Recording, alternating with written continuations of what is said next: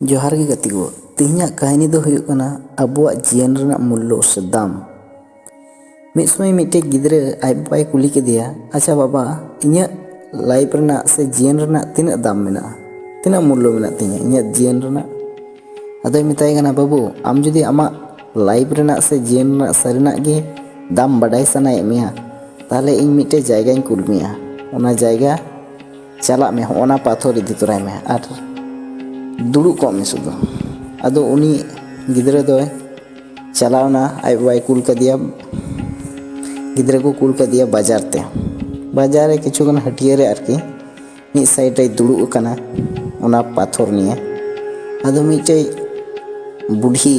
nail कदिया जे ओना पाथर निये दुड़ू कना अदो कुली दे कना अच्छा बाबू निये पाथर तिना दाम अदो तखन तो आई बाबाई मेता थने चे गेलुम रोड़ा सुदु मिटे कटुम तुला अदो मिटे कटुए उदो दिया अदो मते हाँ 100 टाका देन इन हतावा अदो ओना आंजम के खाय उनी गिद्रा हटाते बिरिना आबार देड़ केदा आई बाबा ठे चलावना अदो मिताय कना बाबा निये पाथर ना दाम नोका को लैदा 100 टाका अदो मिताय कना अच्छा नेतो आरो मिद जायगा इन कुले मेया म्यूजियम जहाँ रे आरकी पाथर को दोहो बड़ाय नाना हुनर पाथर तेहना संग्रह कते को दोहो बड़ाया ओना को जायगा रे इदी कुल कदिया ओना जायगा रे अदो ओना जायगा रे चलावनाय अदो उनिया तीरे पाथर मिटे होड़े नेल के खाय तखन मिताय कना बाबू आम निये पाथर तिना दाम हतावा तो तखन दो मिता दे आई बाय मिता थना बारिया कटुम तुले चे गेलु मनोरा ओंडे हो बारिया कटुम तुल बारिया कटुम तुल के मिता हां 20000 टाका इन माम कना देन निये पाथर 20000 टाका ते तखन हो अचानक उनी माने हतबम्ब गोलने माने जुदा गी एके गोल केदा हां नेतो 100 टाका कुले थना बार 20000 ना ओंडे खना हो देड़ केदा आई बाठे बार देड़ ते हेना बाबा नोका नोका को लैदा अच्छा अदो मिताय कना निये पाथर ना मूल्य जुदी आरो सारी बाड़ाय सनाय मेया ताहले आरो मिटे जायगा इन कुले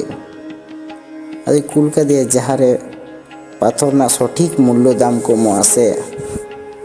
जहाँ खोज खबर मेना को सठिक मूल्य चलकाना जायगा पाथर आसल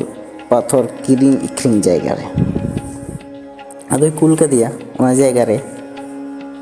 ओंडे चलाव कते ओंडे चला लहारे मिताय कना बाबू ओंडे हो चे गेलुम रोड़ा सुदु पिया कटुम तुला ओंडे चलावना उनी गिद्रा चलाव कते उनी मिताय कना निये पाथर ना मूल्य तना है उनी गिद्रा को कुली दे कना अदो तखन उनी गिद्रा चे के बाय ले लेदा पिया कटु तुल केदा अदो मिता पिया 2 लाख टाका हतावा ठीक गया इन माम कना तखन उनी गिद्रा चे कना हठात आय बाठे है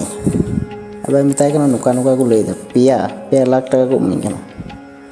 अदो कहता हैं बाबू आम दो चिलकान होड़ सतेम न्यापामो आलादा आलादा होड़ सतेम न्यापामो आलादा आलादा मूल्य अकोय ठे आमा मूल्य 100 टाका अकोय ठे आमा मूल्य 20000 टाका अकोय ठे बा 2 लाख टाका एबारे आम ऊपर डिपेंडा